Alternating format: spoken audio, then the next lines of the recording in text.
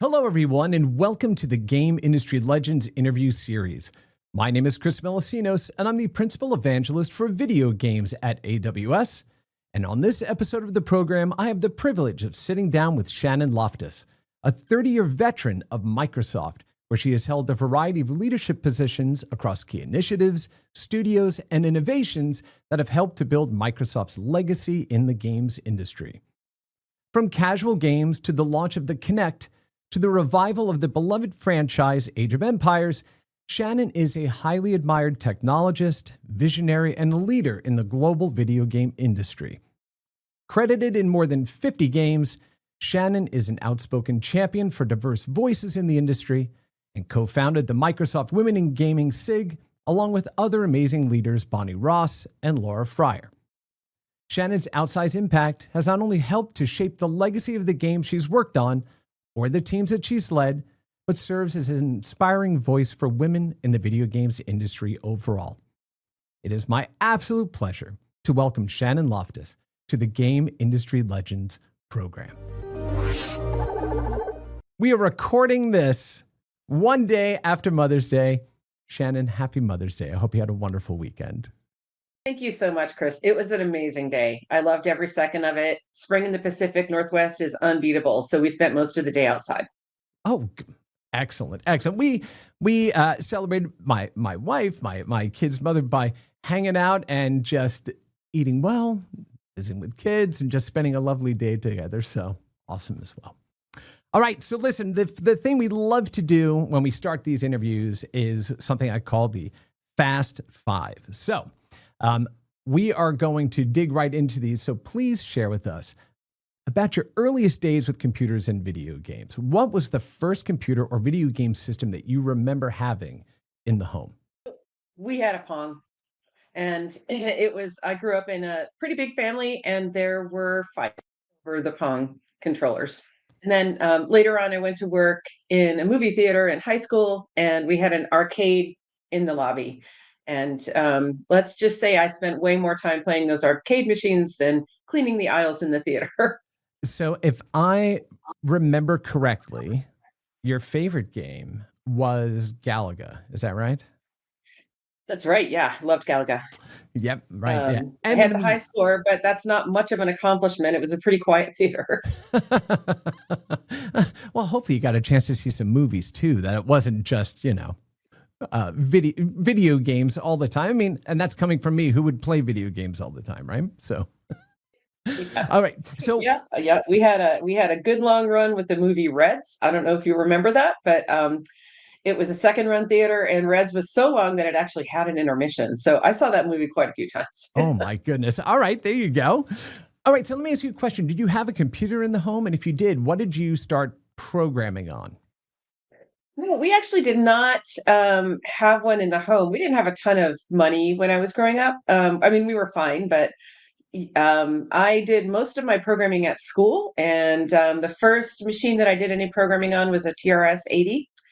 And I remember learning to program loops and conditional statements, and I think I created all kinds of fun programs like, Hello World type stuff. Mhm. And then, of course, typing in whatever came out in Compute magazine. As we were Yeah, talking about before we went live here, right? Yes, yes, right. yes. Yeah, we had a Commodore VIC-20 at home, right? 3,192 bytes of Wow. space. So, Sexy. yeah, exactly. But that's how you knew your stuff. If you could make a game that was fun to play in that, you were doing all right. You were doing all right. All right. So you started playing on or programming on TRS-80s, which of course we lovingly called the trash 80s, right? Back in the Trash 80s. days. Yep. Of course. But from the earliest games you played, which ones do you think had the biggest impact on you, or ones that you still revisit to this day? Wow, ones that I still revisit to this day. So those are kind of two different things. I mean, I will play any old arcade simulator I can anywhere I can. I went to a friend's party on Saturday, and he had one of those all-in-one tables that had everything from Ms. Pac-Man to, and so like I left the party with the phone number of a person that can produce a high quality cabinet like that, because I think I need that in my life. Um, I remember, so when I was in college, I worked in the university computer store and we sold Macintoshes and I played Load Runner, yeah, Load Runner. Yep, Load Runner. And what was the game with dungeons? I'm drawing a blank on it, but it was super super clever. It was kind of like a platformer with puzzles all scattered through, and that was when I first kind of started to realize the potential for what you could do on personal computers with games. We were selling Macintoshes and IBM PC ATs, PC with a math coprocessor, and Ooh. I know. I mean, our programming at school was nowhere near sophisticated enough to produce games, but people were figuring it out, and there was a lot of fun to be had. So I didn't sell very many computers, but I played a lot of games. if it was a dungeon game on the Mac, it's the one where you first started in the hallway and there were like 3 or 4 different doors you could select to go into, That's right? right. Yeah, Yeah, and so that was yeah. either like Darkest Dungeon or Dark Castle, it was something like Dark that. Castle. It was There Dark you Castle. go. Yeah. There you go. There you go. All right. What an encyclopedic knowledge you have. I Uh, cannot claim to have the same. it's a problem. So anyway, yeah, I remember that too. And that first level you went into with you had to climb up those stairs and the bats that would come Yes. down with terrible, great animation, horrible collision. Horrible collision. And the three guys hanging on the wall who let you know whether you were reaching for the correct key. They would like Yes. shake their heads or nod See, them. now we're gonna have to find a way for you to go back and play that now again. Yes. Yes, Yeah. exactly. These are Exactly. core memories, folks. All right. And then who would you say, and this is a tough one, right? Is probably your most influential programmer, designer, or industry figure, one that's kind of had that's had the most impact on you. It's actually not tough. It's Michael Abrash. Mm. I have like respected the things that Michael was able to do, creating, the ray casting engine, the work that he did on Doom and Quake, and not just that. I remember going to see him speak at GDC very early in my career, and he stood up and he kind of like just opened the safe and showed us all the code and coding secrets and tricks, and then at the end of his talk, he's like, "You're probably wondering why I'm sharing so much with you about this." And then he said something, I'm paraphrasing here, but like, would you want to work in an industry where this wasn't okay? And so he represents, I should say, not just the ideal of programming excellence and problem solving, but also that was the industry I wanted to work in. So, he has always been someone that I respect, admire, and I pay attention to what he has to say. Yeah. No, I mean, an incredible pick, and whose innovation and technology and forward thinking, right, helped to shape Yep. industry that we're in today. And it's a hard one Right. to pick because it depends on what period of your life, That's right? right. Like when you experience these things. So I know it's almost an impossible question, but that was a good poll. That one's a really good one. So, all right. So let's go ahead and talk let's talk about your career. And let's start back at the beginning of your journey. So you grew up on the East Coast, right? I did. Yep. Well, Pittsburgh, which is maybe not geographically the East Coast, but definitely socially and culturally the East Coast. And East-ish. Pardon? East-ish. Right there. East-ish, That's exactly. right. Um, great city, really good school system, had a lot of support. The one thing that I always knew growing up, my parents were very clear with me that if I wanted to go to college, I would go to college and they would pay for it. And so everybody in my family did, which is great. And I landed at Duke University after high school. I chose to go to Duke because I wanted to get into robotics, and they had an excellent engineering program. And so I wasn't actually in the engineering school. I got admitted to the arts and sciences, but I figured maybe I could transfer. That part didn't really happen. I didn't get past EE 101, but I did, or I did end up majoring in computer science and math. And it was honestly, the math was probably far more intriguing to me and interesting than the computer science. Mhm. Um, but uh, but it was a great school, great experience, and I'm actually proud to be associated with Duke today. I'm working with them on a computer science game design master's program. Oh, okay. We're going to go ahead and dig into that a little bit later, but let's talk about Sure. after Duke. So your first job really was just about further from video games you could have gotten, right? I think you started at Booz Allen Hamilton, right? Was that one of Yeah, your that first wasn't quite jobs? my first, but it was close enough. I went into management consulting, as many people in the 80s did. It was a power move, and but I was able to use my programming to help the EPA keep track of hazardous waste sites. I worked on a program called Wasteland, cleverly named. Okay. And it was a distributed network that allowed different states and different regions to track their cleanup efforts in terms of what were called operable units. And as a consultant, I did less programming and more like planning and Mhm. program management, we would call it now. But there was a little bit of, you had to be database literate. Right. Okay. So, I mean, you're involved in tracking waste management, right? Doing this kind of work for the government. How did you eventually leave, where you were in DC at the time and wind up at Microsoft in Seattle?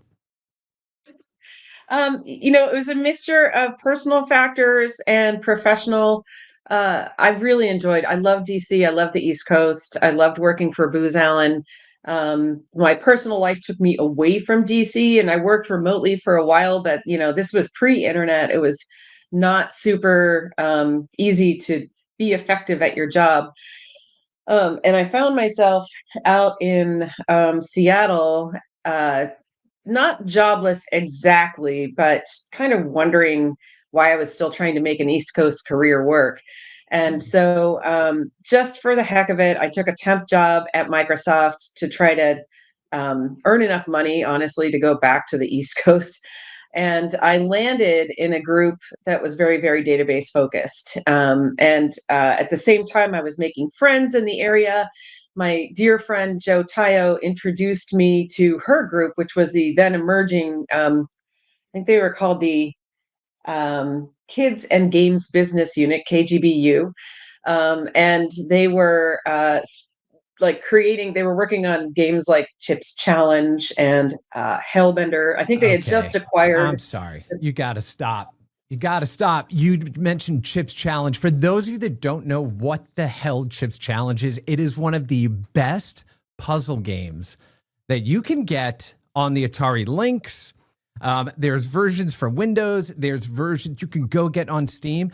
I'm not kidding you. I probably play that game at least once a week, once every other week. I love it. If you love action puzzly games, it's amazing. So I'm sorry, no one's ever name checked Chips Challenge in an interview, and that was just freaking awesome. So I'm sorry.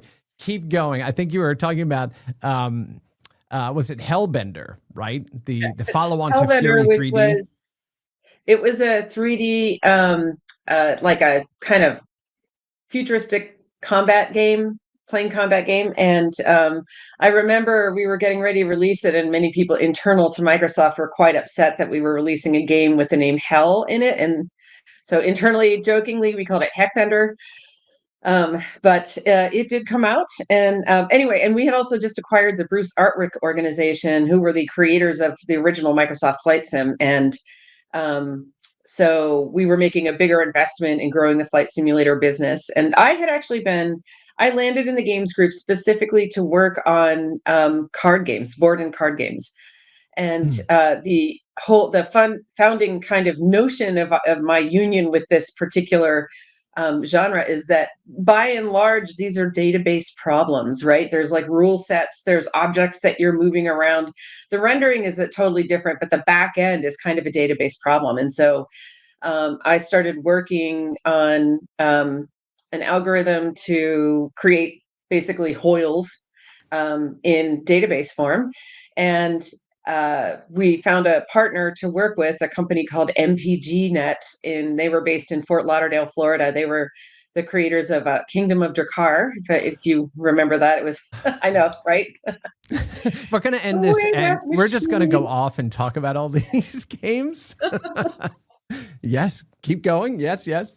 It was never a hardship to go visit those guys, Fort Lauderdale. I mean, it was Key West. Sorry, not Fort Lauderdale, Key West. Mm-hmm. And it was just so beautiful. So anyway, we were working on a big, basically board and card language, and making pretty good progress against that. But and I was no longer programming at that point. I was doing a lot of like pseudocode, but I was doing more production because I was working with the guy's name. His name is Byron Guernsey, one of the smartest programmers I've ever met. And he was doing all the coding and just doing like light speed faster, and really a brilliant thinker, and I think still active, at least in tech, if not in games. Mm. And anyway, then our esteemed leader, a guy named Ed Freeze, Oh, got that wind of guy. a company called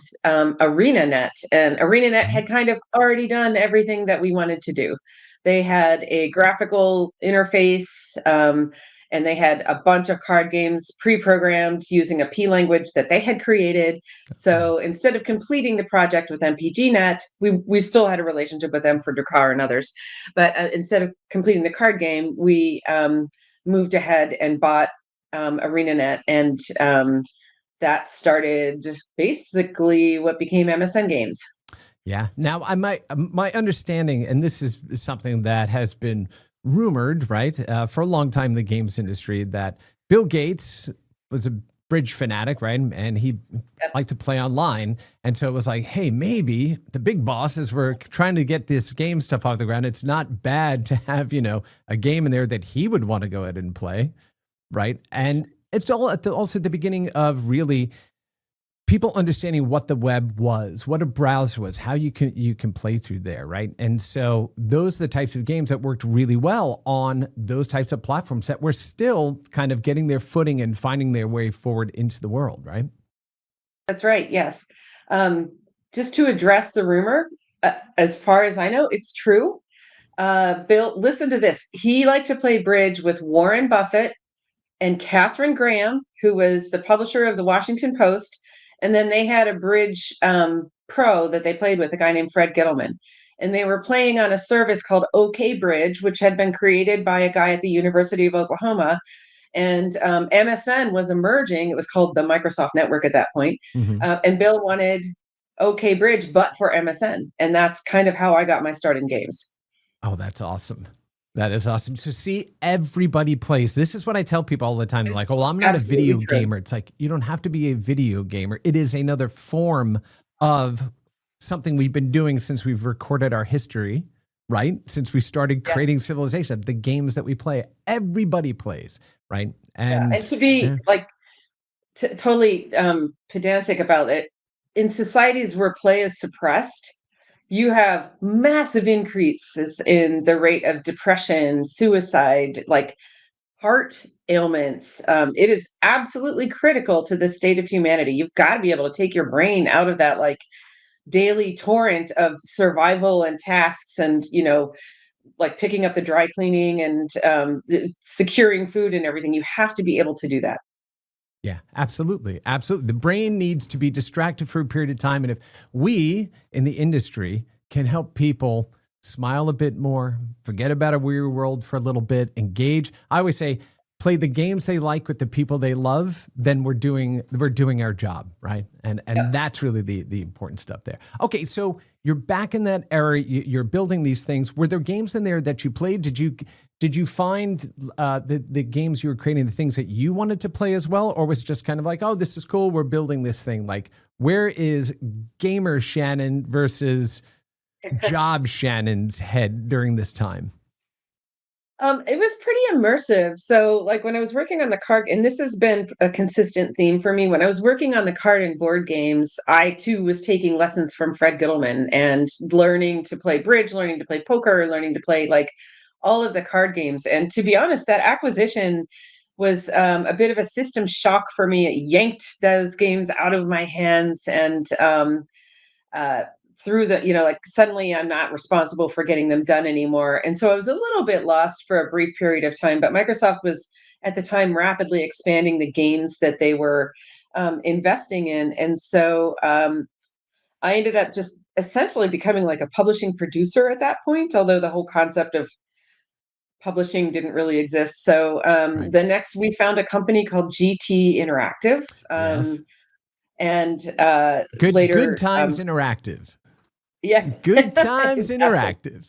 But they couldn't call it Sorry. that. Like no one wanted to No, play. sorry. The company was Single Track. They were acquired Oh, by GT Interactive. Sorry, but so Single Track was working on a game that we were. It was based on Starship Troopers, hmm. and it was called Outwars, and I became the publishing producer for Outwars. And then halfway through the production cycle, they were acquired by GT. And so I ended up spending a lot of time kind of on site with them because quite understandably, GT had different priorities for the teams than wrapping up a little, publishing deal with Microsoft. And so to get the game out the door, I was there quite a bit. Yeah. Um, and Outwars was a just absolutely disappearing game. I think we sold a total of 7,000 copies, but we were briefly number one in Malta. There we go. So There we go. That deserves a plaque. The number one, the hit game from Malta, right? The studio that brought you the hit game from Malta.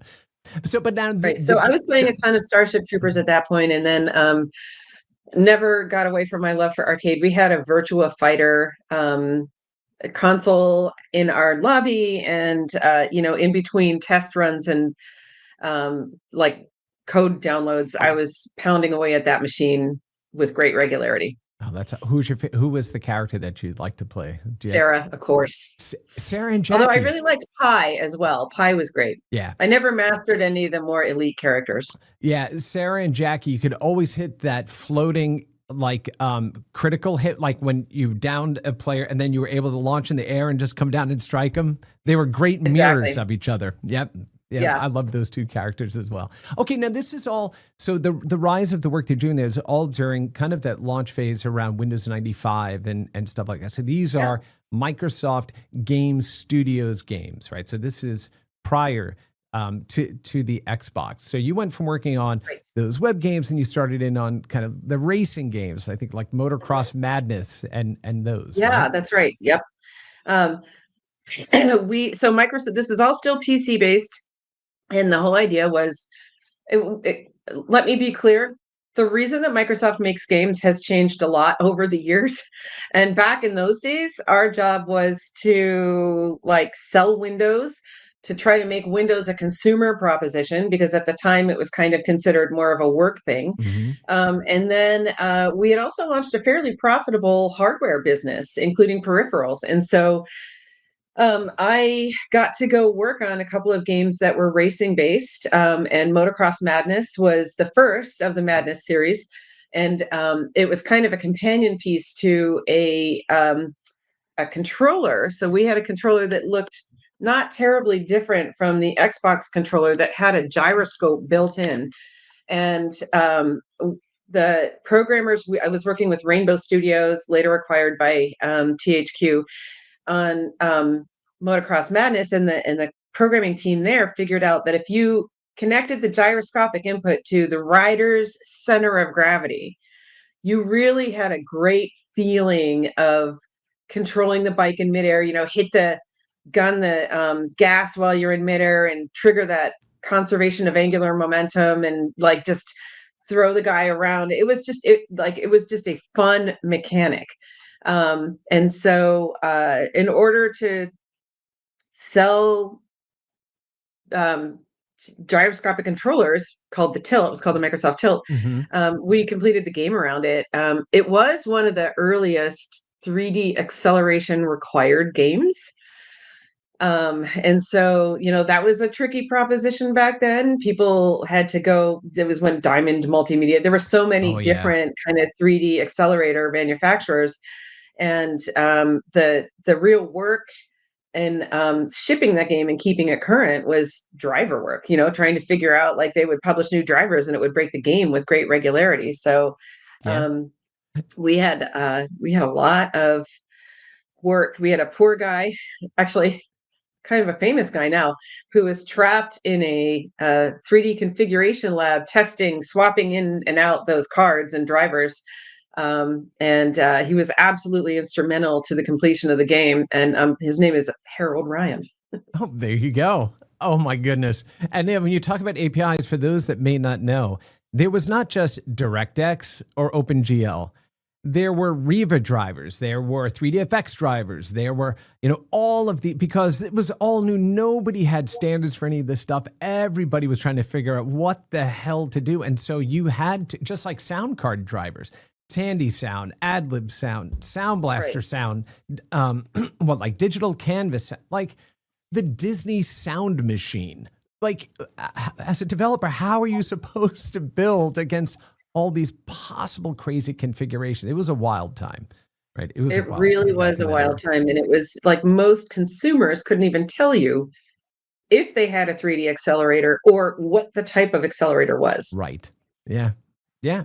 So we don't typically have those problems today, which is great. Now we just push for more frames, right? Yeah. But so it sounds like not only was not just a difficult game to get out the door, but one that actually showed Microsoft's innovation, again, during that period with the peripheral stuff and kind of moving into these new spaces. But after that, along comes this next big innovation, this massive shift for Microsoft, which was the Xbox, right? And I've Yeah. talked about doing a lot of work in game preservation history. I have a ton of these magazines laying around all the time. And what I love here, Gates on Games, and this is from Next Generation, June of 1996. So this Wow. is really prior to Xbox. And there's this great quote in here, which was Next Generation. So are the games Microsoft developing primarily designed to showcase Windows 95? Bill, no, it's to make money. And I was like, all right, there you go. So now it's like, and he was being exactly honest, but he's saying, but it's about building this new business. It's about figuring out our path forward there. And a lot of that leaned into the work that was going on with you all. And of course, mutual friends like Ed Freeze and Jay Allard and all of those folks that were then saying, okay, how do we go ahead and create this new platform? So now you find yourself working with this new platform in Xbox. Tell us about that period of time in the company for you. Well, I remember, we've been involved in PC gaming for a few years, and we had done quite a few acquisitions at that point. One of which was FASA Interactive. They had the Mech Yeah. Warrior IP. I mean, they just came with like a treasure trove of IP and great games. And so BattleTech. I was working with one of the producers from FASA Interactive, a woman named Allison Stroll, and Allison and I were told, like, go study console, which was no hardship. So we spent, boy, a chunk of time, like a couple of weeks, um, not just playing games. Obviously, we did quite a bit of that, but also like reading up on what they launched with, and Mm-hmm. we landed on a few recommendations, some of which actually got listened to, which was great. One of them was, you need to have racing games at the launch of your console. And so I ended up was still working on the Madness series. So Motocross Madness was followed by Midtown Madness, Midtown Madness 2, Monster Truck Madness was actually the original Madness.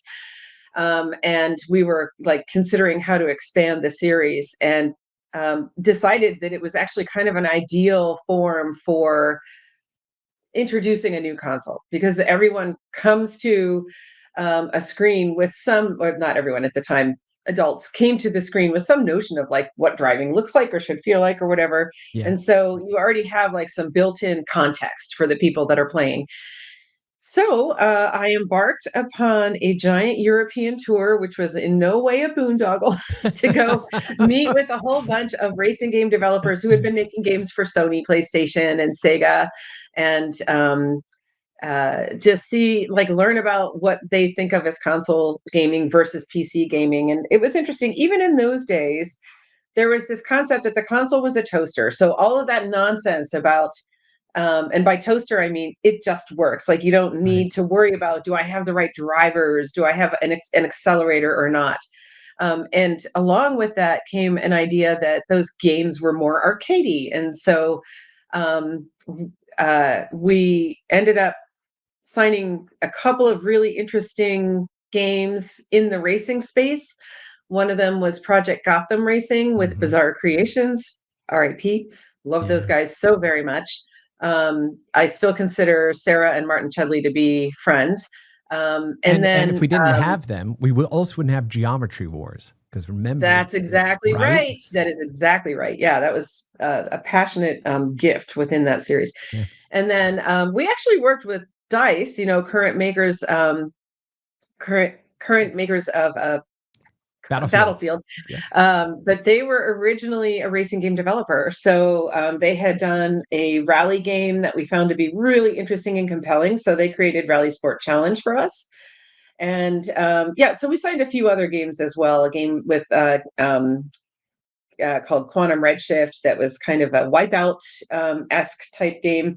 The thing we did not do was we didn't go after licenses. We didn't go after like Formula One or anything like that because Psygnosis kind of had a lock on it and it was Yeah. prohibitively expensive. Yeah, it was them, and like Domark also had some of those games, I believe, That's over right. in the Yep. UK, right? And so that was difficult. And you're also Microsoft is now at the point where they are trying to establish their own brand and establish their own game catalog and stuff that can actually go out and compete head on with those other platforms that you're observing, right? The absolute right Well, it's move. interesting because they recognized early on that Microsoft was not going to own the entire the entire Xbox catalog. That EA was a necessary component. Like we had to walk a line between creating our own stuff and not threatening the partners that we needed to create a real gaming ecosystem. Yeah, yeah. No, and it's especially in that era where everything is coming out so fast and all these changes are constantly happening, right? It's a very Right. tricky thing to go ahead and balance. But That's right. Xbox really helped to go ahead and set up and of course bring us, just incredible works like Halo series and those sorts of things, but also helped to Which establish I the had nothing to do. So yeah, but you were all kind of in this, you're all in the same ship, all rowing in the same direction, right? So everybody yes. was all, all hands on deck, right, during that era. I was there when at GDC when they announced the original Xbox with the giant, aluminum one that they brought on stage and everything. We were like, oh, how do we get that? That thing is awesome. I want that in my I house. know. I think that's in a museum now. Yes, it should be. It should be in the Smithsonian. But they did help to establish, right, the need for a hard drive for where Right. online was going to be important. And that happened right out of the box, right? And we saw, the Dreamcast, of course, the other magazine that I pulled out there, The Battle Begins, right? So there was Oh, everybody, wow. everybody kind of saying, oh, you want to go all the way back here, 1982. You want to go all the way back? We'll go back as far as you want. So You are quite the archivist, Chris. I'm amazed. so again, this is a really important point, not just for Microsoft, but for the games industry. A couple of years go by, and the next follow up, right, is the Xbox 360, and this is to really lean into online. This is really leaning into community, doing a lot of things there. In 2005, Satoru Iwata gave a presentation at GDC. I think I was sitting in like the second row that year, and that's when he unveiled the Wiimote, right? And it Mhm. blew everybody away. Now, prior to that, the iToy on the PlayStation 2 had come out, and I remember the window washing game my kids loved to play. I had some good Yes. friends over there that worked on that, right? But what Iwata-san had described was movement and engagement, and that was potentially a massive opportunity. So this leads into one of the products and technologies that you worked very closely on, right, and helped to go ahead and lead, which is Connect. Right. Talk to us about Kinect? What was that journey like for you? Well, it was it is interesting because it actually lagged the Wii by a few years. And we of course tried our own motion controller. Um, it, it- we experimented for a little while with a ball-shaped controller, which in retrospect, boy, the liability. So we did not end up moving ahead with that one. But I was living in England. I'd gone over to England to um, help, like basically we had just acquired Lionhead and all of Mm, their subsidiary studios. And so I was working with Lionhead and with Rare, and it was just living the dream every single day. But 2009 hit, and that was a global recession for those of you who don't remember. mhm, And it became clear that I needed to get back to the United States. And I was introduced on one of my trips back. So I was very lucky at this stage because I'd been working really closely with some amazing leaders. And this is where you and I can have a conversation about sponsorship and how important it is to have the kind of relationship with people that they say, like, they don't just give you advice, but when an opportunity comes up that they know you'd be good for, they suggest and they push you to for it. mhm, And that happened for me. I was working with Phil Spencer and over in England, and he had gone back to the States about a year earlier, and they had hired this man named Kudo Sonoda. And Kudo, for those who don't know him, he is this incredible larger than life personality, super creative, very, very disciplined developer, which is something people don't always see, behind at the time, the big sweatsuits and the sunglasses and stuff. yeah. But Kudo was working with Alex Kipman, and they had a vision for a piece of technology that at its core was breaking down the computer user barriers. The Kinect was a camera, a 3D sensor, and a microphone all in one device. Mhm, And it produced a bunch of data. The 3D sensor in particular produced a ton of data that you could then interpret to figure out, like, where's the body, where's the background, and what is the body doing in motion. And mhm. so I ended up moving back to the States to work on Connect. And it was positioned to me as kind of the ultimate inclusive and accessible input device. And we'll get to this, but like, inclusivity has been a core value of mine since childhood. And it really appealed to me. And it appealed to me that it's kind of a community building device, like the typical American family. This is a story we used to tell, and it's a little bit cringe, so bear with me. End of the day, let's see, son's in the basement playing his console, daughter's in her room online with her friends, dad's doing work in the office, and mom's wondering why everybody's not together. But the thing is, you can't walk past a room where people are playing Connect and not at least poke your head in. Right. And so, suddenly you have people coming together to have these experiences. And so yeah, I mean, who wouldn't buy it on a vision that beautiful? Yeah. As at the time, we recognized everybody played, but not everybody got access to the rich, detailed storytelling world of video games. And so that's the impetus behind the Connect. Yeah, I mean, I remember when I first experienced it and I thought, the best controller that we have is our own bodies. We know how far apart our arms move. We know how far we can bend. We know how far we can look. We understand how we perceive objects, different spaces. And so, to your point, there's no friction to get in. A lot of It times, turns out we don't, just for the record, but okay. say again, what was that? It turns out we don't. That we Like, don't. people's awareness Oh, of their kind of body is a little less than you would think. But well, yes. the idea, Well, the art of creating a Mhm. motion-based game is to interpret where they think they are. Right. And when they're distracted enough, yes, that's when they punch the TV or run into a wall head first, those sorts of things. We have all Ceiling of fans were a real problem. yes, we know. That's why everything has a secure strap on it. So you don't I've been clocked in the face by a neighbor playing like Wii tennis, type of thing. And Yeah. then it's always Actually, I got to share this one with you. In VR, one of my kids, they had a bunch of their friends over, and this is when like the Vive first came out. It was in my office and all set up. And can we play? So I got all these high school kids, like jammed into my home office. And this one kid, he's like 6'4", 6'5", right? With like, a 20-foot, reach. And he's playing a game and he's goofing around. And I was trying to sneak past him to go ahead and grab something. And he threw this haymaker that just clocked me straight in the face. And the poor kid puts his hands up like that. And he's like, oh my God, please don't tell me that was Mr. Melissinos. And everybody is laughing. And I was like, see, that's the lesson, y'all. It's the queen side of me.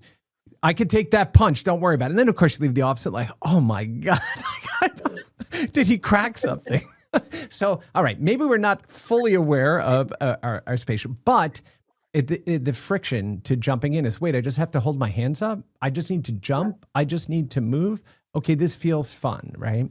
And that moment of people walking in front of the screen and seeing their avatar move with their butt, was always pure magic. And that's what I was going to ask you. Did it feel like magic to you the first time you experienced it? I mean, not just the first time. It was an amazing, I loved working on it. So I got to lead a studio called Good Science. And our job was to get the thing greenlit at Microsoft and to create the first experience for Connect, which turned out to be Connect Adventures.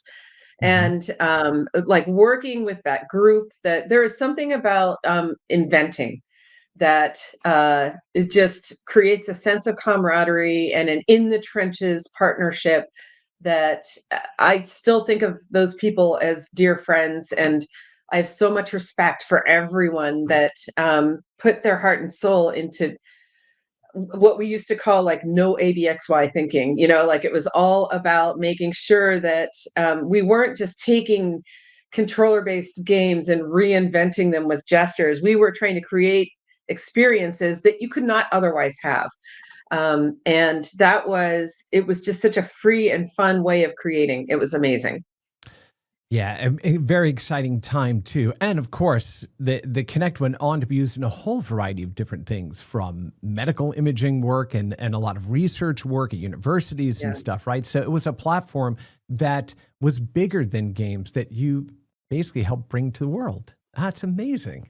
Absolutely amazing. It was incredible to be part of it. The fact that that was possible was definitely Alex's brainchild. He had the forethought not to encrypt the data that the Connect was gathering, and so it was available for people to do their own programming around. Do you remember Microsoft made an ad that was about those creations? And I didn't have anything to do with the ad, but I was so thrilled as a big music nerd when they chose an instrumental version of Where Is My Mind by the Pixies to be the setting music for it. It was awesome. Yeah, that whole time was, it still in my mind feels magical. I loved working with Kudo. I loved the team. I loved the potential for the technology. I loved the stories. And then the inventions just were icing on the cake. And what I love is that approach, because for me, if the technology isn't improving us in some way, if it's not doing something for us, right? Making those kind of connections, it's kind of like, all right, tech is cool, but you have to have that meaning behind it. And it's, how you make people feel versus just engage is really the magic. And that's the hard thing. That is really truly the art side of this art and science collision that is video games, right? I love that. That's perfect. Okay, so I have one last question for you before we move on. What's a game on the Connect that really deserved to be played more than it did? Oh, wow. Tim Schafer's collection, and I'm drawing a blank on the name of it, but Tim made the Sesame Street game. No, not the Sesame Street game. The one before the Sesame Street game. It was basically it was a series of little gameplay vignettes. And the thing about the Connect that was the hardest was the gestures. You had to hold your hand out for a steady for a while to make a circle fill up for a menu selection and stuff. And Tim recognized that a playlist approach to the Connect activities was the best way. You don't have to like manipulate the menus in between. And so he had a game that had like a floor is lava. I mean, he just translated a ton of really great gaming, playful, kid-like gaming moments. And I know he kind of had kids in mind when he invented it, but we played it Yeah. all the time. Well, I mean, it's Tim Schafer, right? And so he's building stuff Yes, for the kids and all of us, right? And right. when you can have that joy in an experience, that is what build core memories, right, Yeah. for people. Amazing. All right, so let's move on because I still have a little bit more to talk to you about before we get to some Q&A. So let's talk about your next mission post Connect, right? You had done work with like Xbox Entertainment Studios, which was different than just games, right? So how was that? How did you find that? Was it different than what you were used to? Is it something that you prefer doing more? Like, tell us a little bit about what you were doing there with Xbox Entertainment Studios. Well, we had a vision during our Connect days, and it's a little creepy, so bear with me, is like, what if your TV watches you?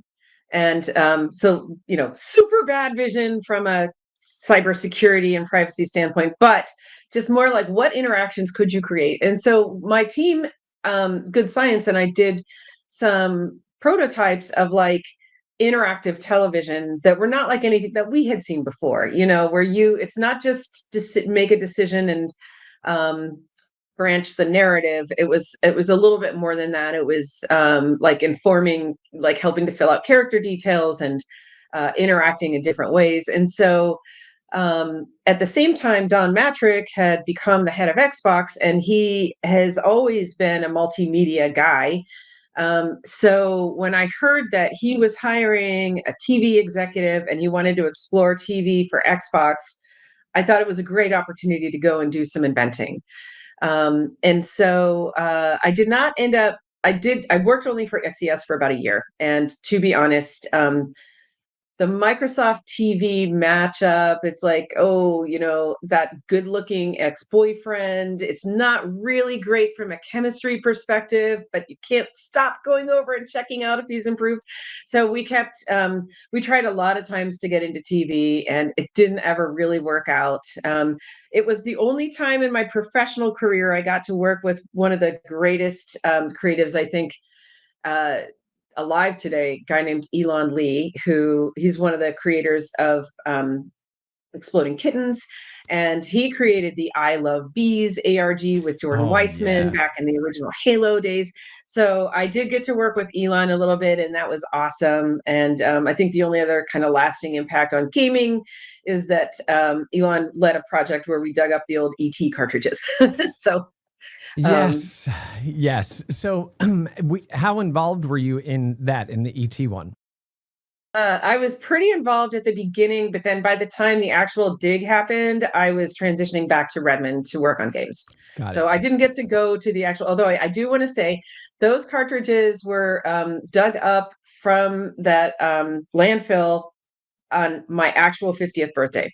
So I felt like it was a gift to me. Oh, it was. All right. So here's another piece of shared history that you and I are discovering in real time, which I love.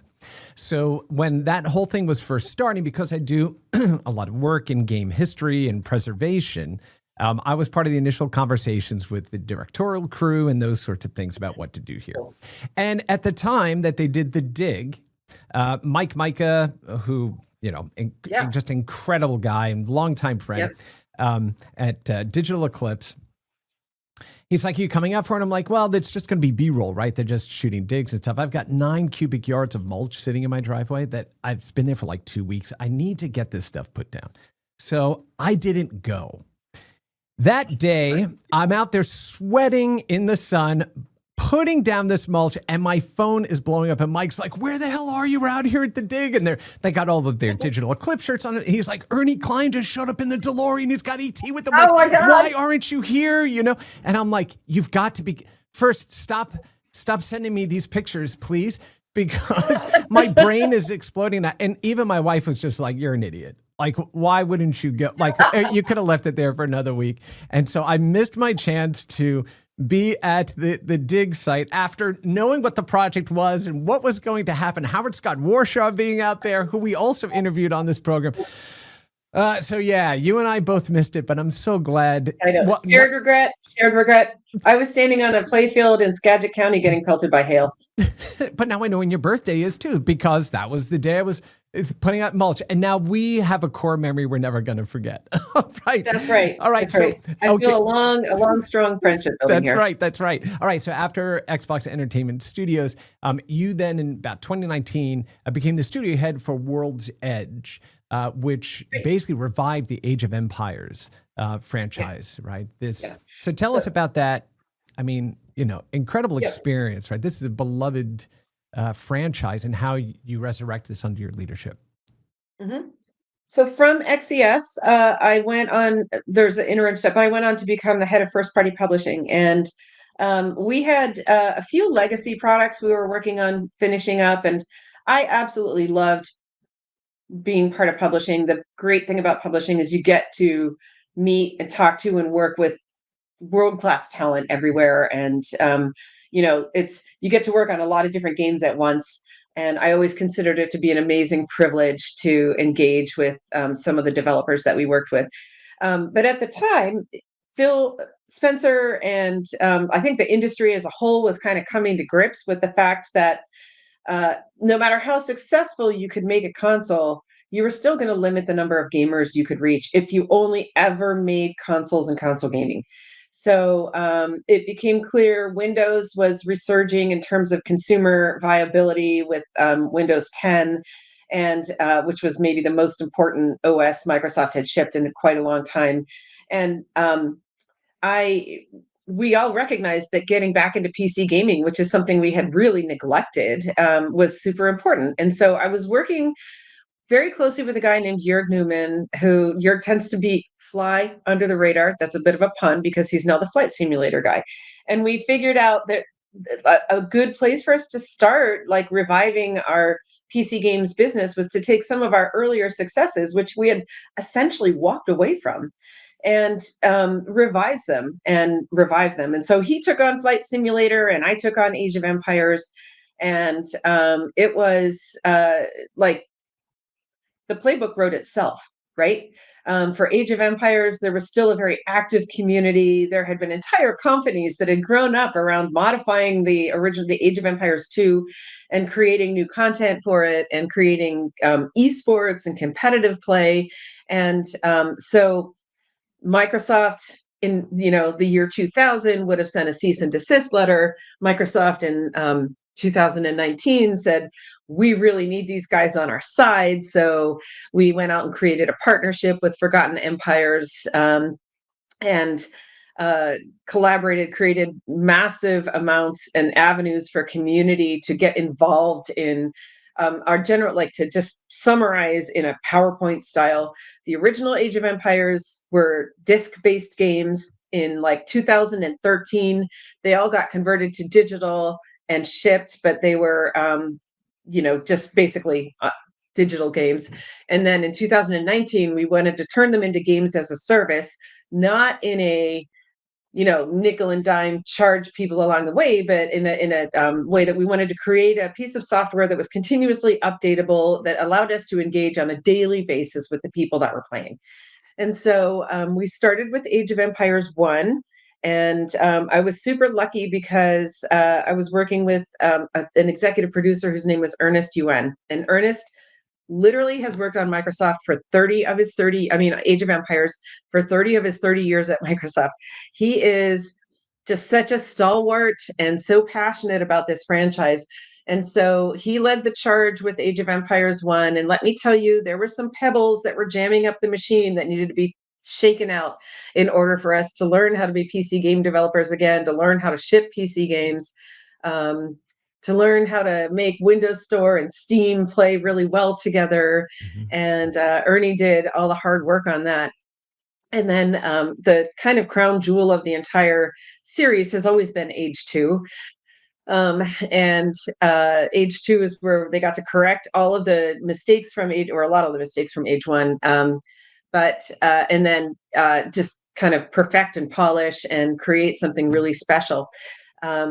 So age 2 was obviously going to be like something we had to be super careful about how we brought back to life, and so that's when we created age councils of gamers. We engaged the competitive age gaming community. And at that time, too, although we hadn't announced it, we were kicking off a new flagship with Age 4 with Relic Studios. And so Relic actually hired a bunch of the old age kind of the the stars and the people that were leading the community while Microsoft was looking away. And between Forgotten Empires and Relic and several other partners, we very carefully brought Age 2 back to life in the form of Age 2 DE. And then not too long after that, we shipped Age of Empires 4 with Relic.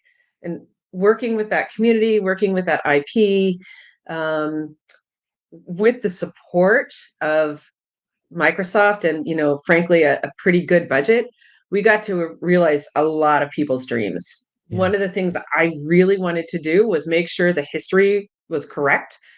And so we poured a lot of money into creating like BBC style documentaries that are part of the gameplay reward system for Age 4.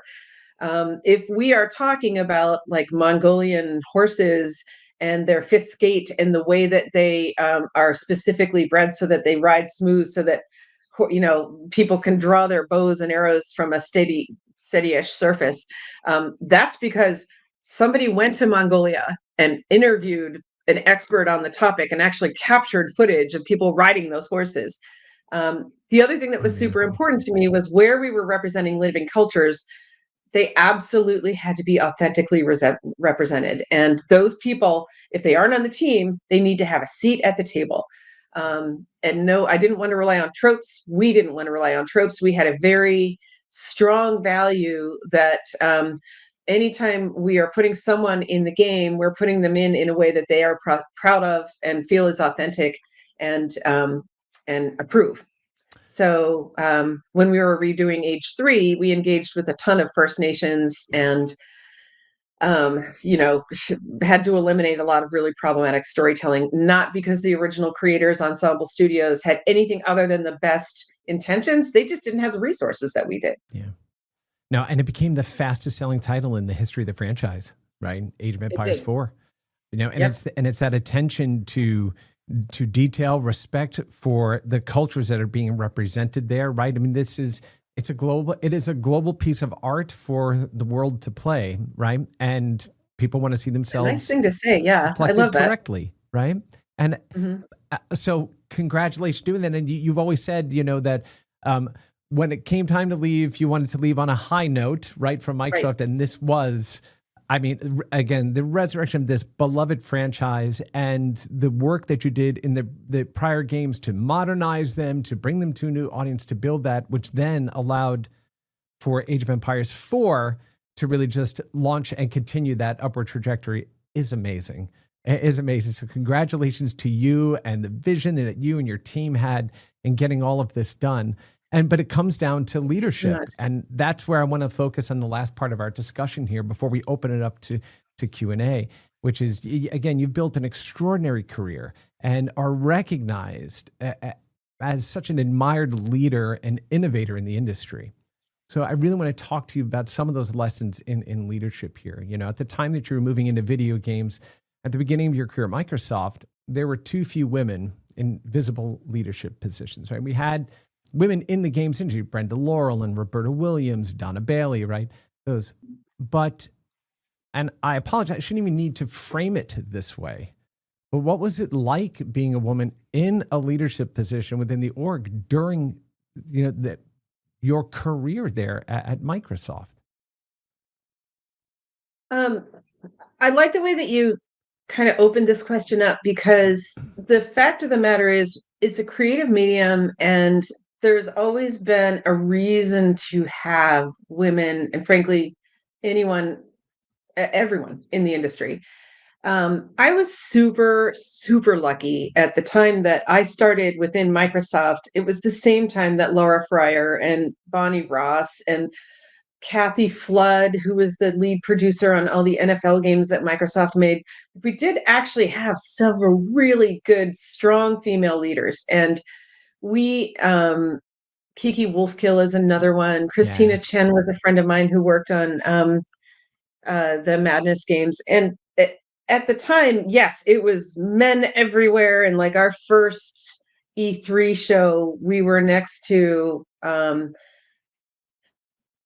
don't even, am I allowed to say this story? I may not, but we were next to a booth. Konami was running the booth. And let's just say it was a very male centric booth, and male centric photographs came out of that booth. So, but even as early as like working on Motocross Madness, I had a male ally on the team who really disliked the way a woman was represented in one of the pieces of key art. So it was I don't know if I just got lucky or if it was easier before it got harder, and then it hopefully now is getting easier again. Well, it's not now, but we'll talk about that too. But building a strong network of women early on was super, super critical to my longevity in this industry. I remember, so we had a tough trade show. I think it was a GDC. And at the end of GDC, Bonnie and Laura and I and a few other women that we knew went out to a dinner. And we all agreed at the end of the week that that was the best moment for us of the entire, and that was kind of where I really just felt viscerally the relief that having a network can give you and the burden that it can remove from your shoulders. And so we decided to, that's kind of the origin story of the Microsoft Women in Games movement. And so that movement took off. There was some internal resistance. I did have one manager say that he would not reimburse any expenses from the WIG dinners because they were sexist against men, you know, and I didn't, we all encountered I had one problematic partner who I went to visit, and they would go to a strip club during lunch. And I went to complain to my business development partner at the time and say, you know, like, you can't do this. You can't support them doing that. I'm not going to go there. And he said, well, you should just take your shirt off because they'd listen to you and then you might even get a tip. And it was, you know, luckily at the time, the executive that was in the room said, I should fire you right now for saying that. Do you want to sue him? And so, you know, I did always have kind of just decent human beings that supported me in key times. So WIG grew quickly, kind of not in Bonnie and Laura and Kiki, and we weren't running it anymore. Kiki stepped in and became critical as well. But the thing that I noticed over time with WIG is that we would get budget, but then leaders in the organization would say, well, I can't give budget to like the Black and Gaming group because I gave all my budget to WIG. And so that's when I realized the importance of intersectionality in any inclusion work. Together, you know, a WIG plus a BIG can do more, especially for people that small group that's like part of both groups. It helps build bridges. I think it's really important for underrepresented people to link arms and bring their stories collectively to this industry together. Eventually, that WIG group became what is now known as Microsoft's Games for Everyone, which is an internal but also external focused. It's a special interest groups. It is workplace cultural work, it's HR, it's hiring practices, and it's led by an incredibly strong, positive, upbeat, amazing energy leader named Katie Jo Wright. And Katie Jo has just, in a time when companies are shying away from this kind of stuff, she led the creation of this event and this space at GDC this year that it almost made me cry when I walked in, because it was just it was big, it was significant, it was visible. It was in and of itself an act of resistance against the shrinking of the opening for people to get into the industry and tell their stories. Yeah, it's, sometimes we chalk things up to unconscious bias or, a cultural bias or these sorts of things. But the world is so much bigger than the view we have right in front of us. And we talked about this before we opened up the interview here is, we can't be an art for all if all art if everybody's not involved, right? It can't be an art for everybody if everybody doesn't have a voice, within it. And what I admire so much about you as well is that, and you've talked about this, I know in other interviews, and I find it, again, inspiring, especially when you're faced with an environment that may be diversely shunted, right? If that's a way to describe it, it's about maintaining your true, authentic voice, which is not easy to do. It takes a tremendous amount of courage and allies around you and people that lean in to be able to help people maintain those voices.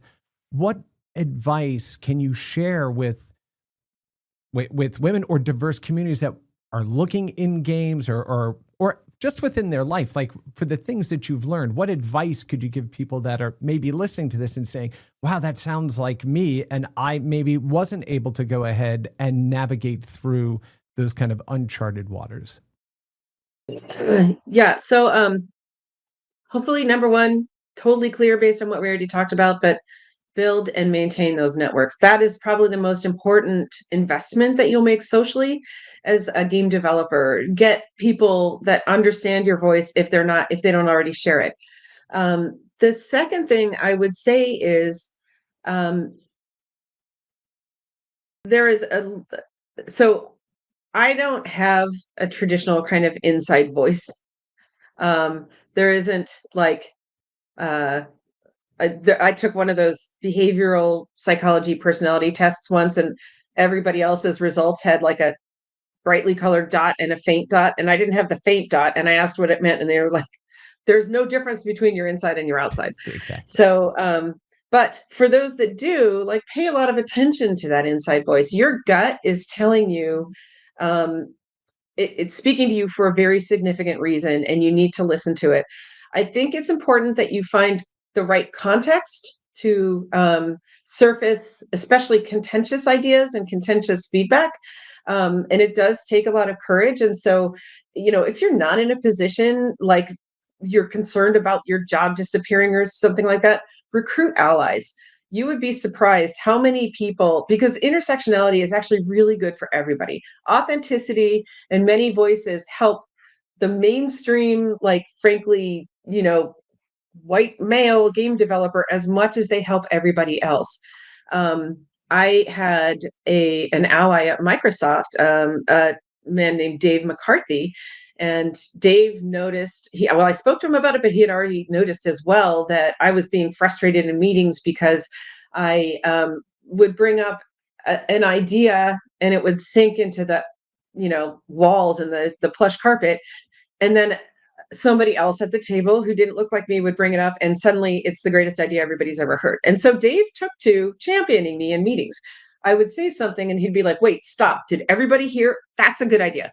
And so you can recruit those kind of allies. If you're not comfortable confronting an entire culture, look for individuals that you think can support you and help you get your voice out there.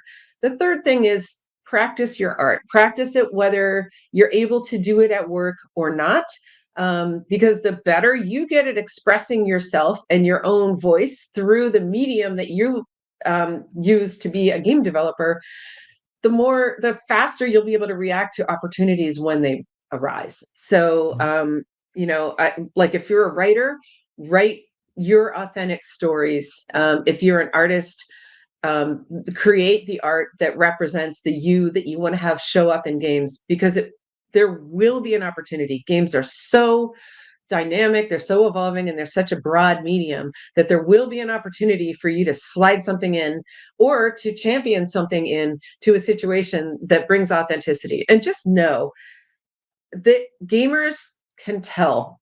They can tell when companies have done the work. They can tell when companies have not done the work. They can tell when um, people haven't actually bothered to like invest in understanding exactly what it is that they're representing or the stories they're trying to tell in a game. And it makes for a better gameplay experience when it's authentic, when it's real, and when it's respectful, and when the people that are contributing like have real passion and love and something other than just checking off a Trello task. So Yeah.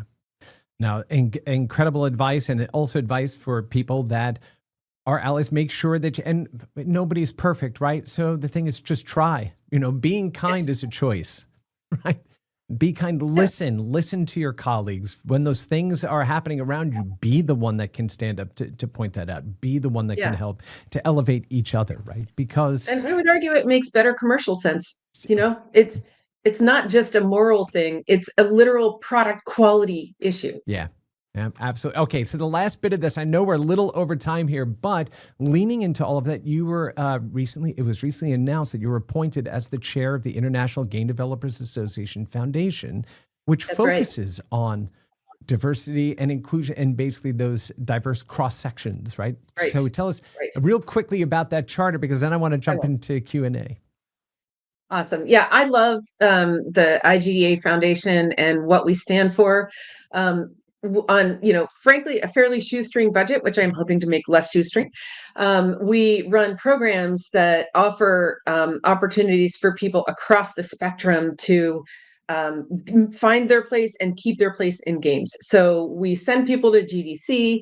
We have the Dibson Scholarship, which is an AI-based scholarship award for basically underrepresented people in programming. We run probably our biggest program is the virtual exchange, which is something our former leader, Nika Noor, created during the pandemic. And that is a 6-week program of networking, mentorship, classes for people like literally across the globe. It is incredibly inclusive and has proven to be very, very effective at helping people feel re-engaged. And then we have other programs, but the last one I want to talk about is the Next Generation Leaders Program, which was actually the concept came from Katie Joe at Microsoft, but she recognized that we lose a ton of people, especially people that are underrepresented at about 5 years in their career. I think because they get past the individual contributor, first game kind of milestone, and then it's hard for them to form the network and like the kind of frankly personal board of directors support that you need to move on to another role or to grow in your own role. And so Next Generation Leadership provides mentorship and networking and some training for people who are about 5 years in that are trying to figure out what comes next. It's an awesome opportunity. Love, love, love our partnership with the IGDA, which is a trade association, because we can work with IGDA chapters to try to figure out for each region what's important in terms of programming, and then work with them to try to do fundraising so that we can actually present that content where it needs to happen. And it is truly global, by the way. We have also had success in Africa. Um, and we're expanding this year to other regions as well. Just absolutely incredible. Look, I know that we are running up on time. I Sorry, go for sorry. no. I could go for another 2 hours. There's so much left to cover. But Shannon, I want to thank you so much for your time with us today. And so, Chris, it's been such a delight. Thank you so much. And I have to say, I admire you so much, your encyclopedic knowledge of games and your passion and like lifelong passion sustained. You've never looked away. I think that's amazing. You're an asset to the entire industry. That's very kind of you. Thank you so much for your time today. Thank you.